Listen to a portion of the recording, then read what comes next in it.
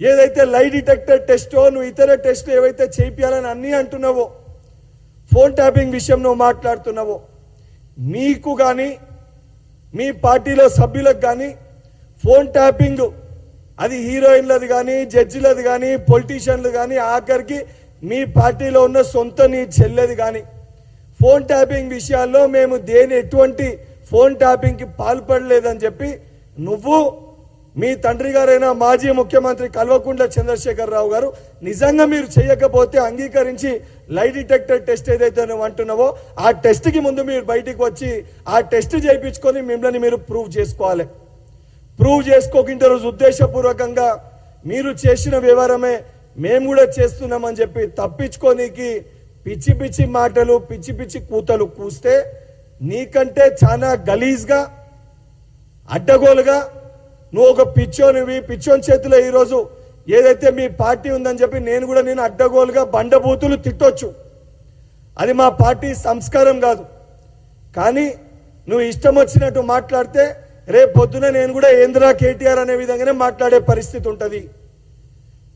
నువ్వు మా ముఖ్యమంత్రి గారిని ఉద్దేశించి మాట్లాడితే రేపు పొద్దున ఈ తెలంగాణ దొంగని రాళ్లతోటి తరిమి కొట్టాలనే విధంగా నా ప్రవర్తన కూడా ఉంటుంది. ఈ రోజు అటుకెళ్ళి కల్వకుంట్ల తారక రామారావు ప్రవర్తన ఏ విధంగా ఉంటుందో అదే రకంగా నీకు తగిన సమాధానం ఇచ్చే విధంగా శాసన మండలి సభ్యునైన బల్మూరి వెంకట్ ప్రవర్తన కూడా అదే విధంగా ఉంటుంది. నిజంగా నీకు బహిరంగ చర్చ పెట్టాలనే ఉంటే నువ్వు ఒక శాసన సభ్యునివి, నేను శాసన మండలి సభ్యుని, నువ్వు బీఆర్ఎస్ పార్టీ వర్కింగ్ ప్రెసిడెంట్వి, నేను కాంగ్రెస్ పార్టీ ఉపాధ్యక్షుడిని. ఏ రకమైన బహిరంగ చర్చకైనా నువ్వు నేను సమానమే.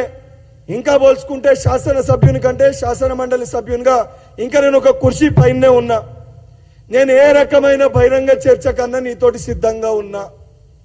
ఇవన్నీ విషయాలపైన నిజంగా నీకు చిత్తశుద్ధి ఉంటే, నిజంగా నీకు బాధ్యతనే ఉంటే చర్చ పెట్టనీకి మీ నాయనని నువ్వు అసెంబ్లీకి తీసుకురాలేకపోతున్న విషయము ఈరోజు తెలంగాణ సమాజంలో ప్రజలందరూ కూడా గమనిస్తున్నారు.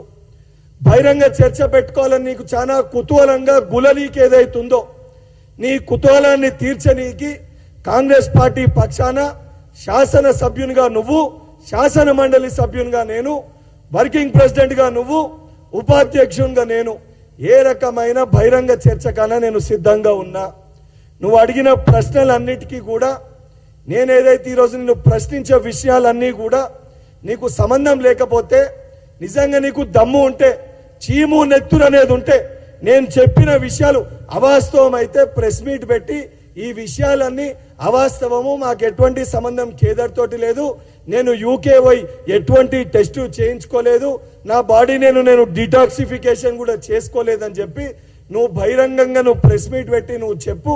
తర్వాత నువ్వు తప్పనిసరిగా ఇవన్నీ పాల్పడ్డావని చెప్పి ఆధారాలతో సహా ఎవిడెన్సెస్తో సహా నేను ప్రూవ్ చేయడానికి సిద్ధంగా ఉన్నాను. ఇవన్నిటినీ పక్కన పెట్టి ఇష్టం వచ్చినట్టు మాట్లాడి ఇష్టం వచ్చినట్టు గౌరవ ముఖ్యమంత్రి రేవంత్ రెడ్డి గారిని విమర్శిస్తే అడ్డగోలుగా నిన్ను కూడా తిట్టాల్సిన పరిస్థితి ఏర్పడుతుందని చెప్పి కేటీఆర్ని మీడియా ముఖంగా హెచ్చరిస్తున్నాను.